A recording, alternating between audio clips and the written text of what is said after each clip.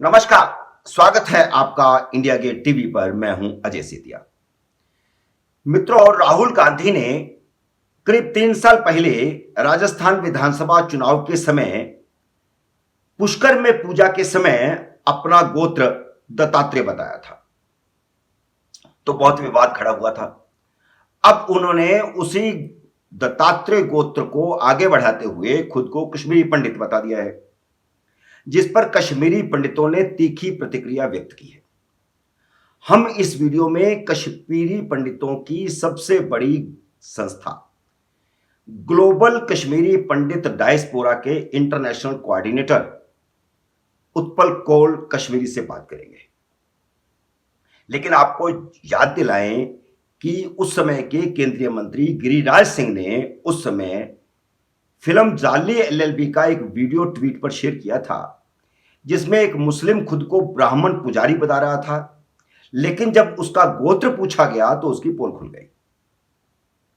राहुल गांधी ने अपना गोत्र दत्तात्रेय और खुद को कश्मीरी पंडित इसलिए बताया है क्योंकि उनके पिता राजीव गांधी के नाना जवाहरलाल नेहरू कश्मीरी कौल पंडित थे और कौल पंडितों का गोत्र दत्तात्रेय होता है। राहुल गांधी की ओर से खुद को कश्मीरी पंडित बताए जाने के संबंध में हमने उत्पल कौल से बात की है। उत्पल कौल जी, राहुल गांधी ने 3 साल पहले अपना गोत्र दत्तात्रेय बताया था। अब उन्होंने खुद को कश्मीरी पंडित बताया है, जिस पर काफी विवाद हो गया है। उनके खुद को कश्मीरी पंडित बताने का मूल आधार दत्तात्रेय गोत्र है। आप इस पर और आपकी संस्था की क्या प्रतिक्रिया देते हैं?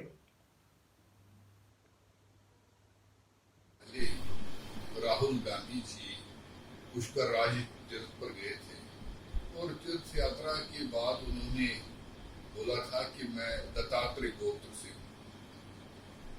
कश्मीरी हिंदू में 194 गोत्र हैं और दत्तात्रेय गोत्र भी है। इंदिरा जी, जवाहरलाल जी, नेहरू परिवार, ये तो दत्तात्रेय थे, लेकिन हिंदू परिवारों में गोत्र अपने पिता के परिवार से आता है, न कि माता या नानी के परिवार से आता है। इसलिए उसी समय जब मेरी प्रतिक्रिया पूछी गई तो मैंने अपने शास्त्रों का हवाला देते हुए कहा था कि मेरे हिसाब से राहुल गांधी जो है वो दत्तात्रेय नहीं है, क्योंकि उनके पिताजी का और उनके दादाजी का क्या गोत्र था वो आज तक किसी को पता नहीं है। इसलिए हम इस पर ज्यादा टिप्पणी नहीं करेंगे, खाली इतना बोलेंगे कि हिंदुओं में परिवार जो चलता है, परिवार का गोत्र जो चलता है, वो पिता से चलता है, न कि माता से, न कि नानी से। इसलिए मैं इस बात को स्पष्ट करना चाहता हूं कि मेरे हिसाब से वो दत्तात्रेय गोत्र से नहीं है। आपकी इस पर क्या राय है कि राहुल गांधी खुद को कश्मीरी पंडित अनजाने में बता रहे हैं या कांग्रेस के नेताओं ने उनको गुमराह किया है? आज पूरे संसार भर में कश्मीरी पंडित एक अजीब सी बात में असमंजस में है कि राजीव गांधी ने श्रीनगर में एक बहुत बड़ी रैली में कहा था कि मैं हिंदू नहीं हूं, क्योंकि जब वो फारूक अब्दुल्ला के साथ रैली कर रहे थे तो फारूक अब्दुल्ला ने बोला कि मैं एक पक्का मुसलमान हूं, और जब राजीव गांधी को बोला ये राजीव गांधी हिंदू है तो उन्होंने बोला मैं हिंदू नहीं हूं। लेकिन इस पर मैं ज्यादा टिप्पणी नहीं करना चाहता हूं, लेकिन मैं ये जानना चाहता हूं कि ये अपने आप को गर्व से कहो मैं कश्मीरी पंडित हूं, ये कैसे और कब से ये शुरू हो गया? क्या ये यूपी के इलेक्शन के लिए ये स्टंट है या ये पूरे भारतवर्ष के हिंदुओं को गुमराह करने की एक तरीके की साजिश है? यानी आपका कहना है कि क्योंकि राजीव गांधी ने कहा था कि वह हिंदू नहीं है तो राहुल गांधी कैसे हिंदू हो सकते हैं? लेकिन वह तो बाकायदा न केवल खुद को हिंदू कश्मीरी पंडित बता रहे हैं, बल्कि खुद को हिंदू साबित करने के लिए मंदिरों में देवी देवताओं के दर्शन करने जा रहे हैं, और उन्होंने तो खुद को कश्मीरी पंडित बताते हुए कश्मीरी पंडितों के हित में काम करने की बात भी कही है। आपका क्या कहना है? कल राहुल जी वैष्णो माता के दर्शन के लिए यात्रा पर गए थे। और यात्रा में कई लोगों की तो बहुत खुश थे कि वो यात्रा पर गए हैं, और पिछले कई सालों से 30 साल से हमने कभी नहीं देखा कि वो इस तरह मंदिरों में जाते हुए।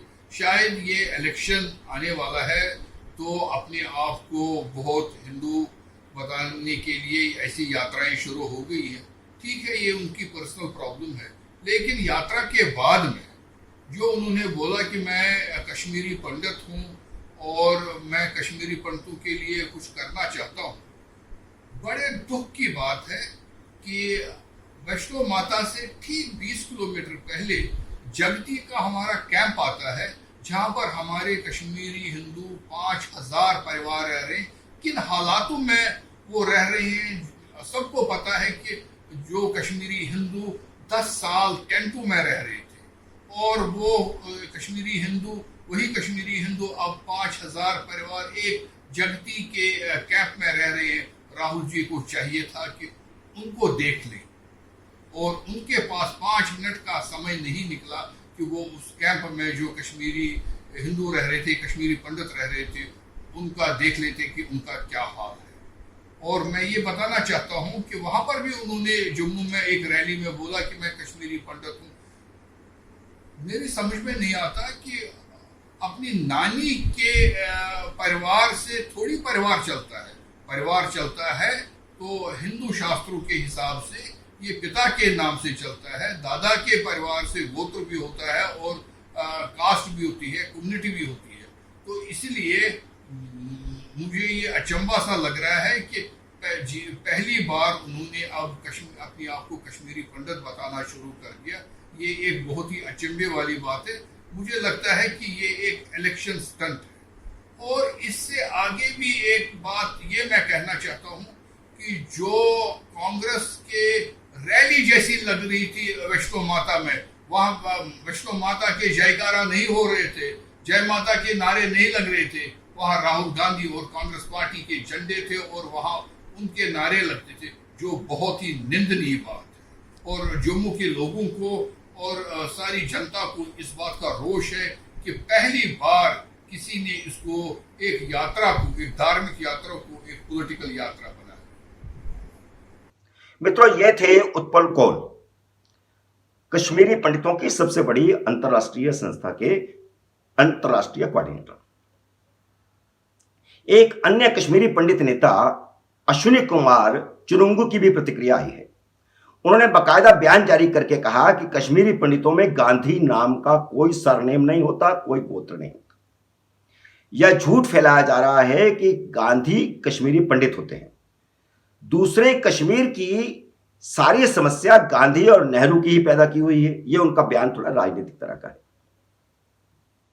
उनका कहना है कि कश्मीर की सारी समस्या गांधी और नेहरू की ही पैदा की हुई है। कश्मीरी पंडित कांग्रेस की नीतियों का शिकार होकर दरबदर हुए हैं, इसलिए राहुल गांधी हमारी दुर्दशा पर घड़ियालू आंसू न बहाए।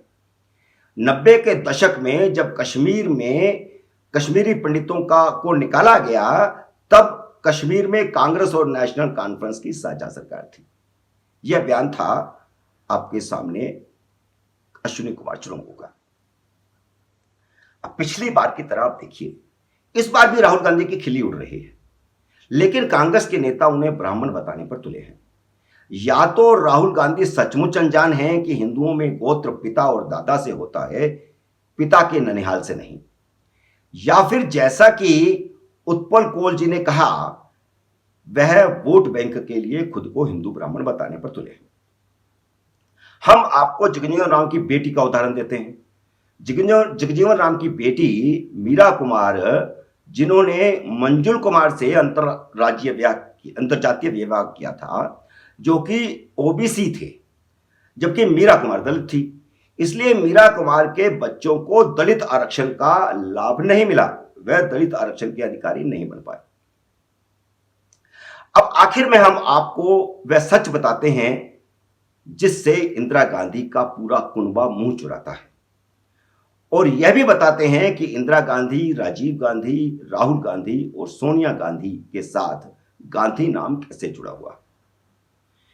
मित्रों, जवाहरलाल नेहरू की बेटी इंदिरा प्रियदर्शनी नेहरू ने फिरोज जहांगीर घांडी से प्रेम विवाह किया था। घांडी, GHANDI। फिरोज घांडी पारसी थे।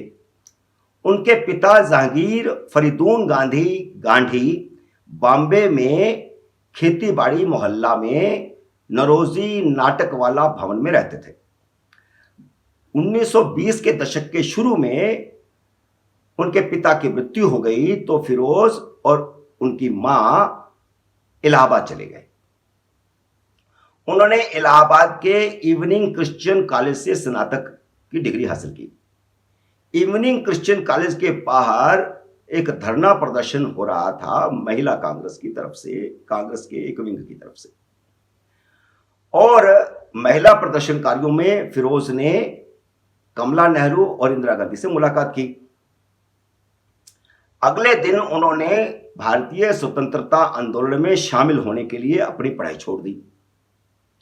फिरोज ने स्वतंत्रता संग्राम में शामिल होने के बाद अपने उपनाम की वर्तनी यानी स्पेलिंग GHANDI घांडी से बदलकर अपना नाम GANDHI गांधी कर लिया। इस तरह घांडी से गांधी बना हुआ यह परिवार है। यह है सच जिसको राहुल गांधी झुठलाने की कोशिश कर रहे हैं, कभी खुद को दत्तात्रेय बताकर, कभी खुद को कश्मीरी पंडित बताकर, जिस पर निश्चित रूप से कश्मीरी पंडितों में भारी रोष है।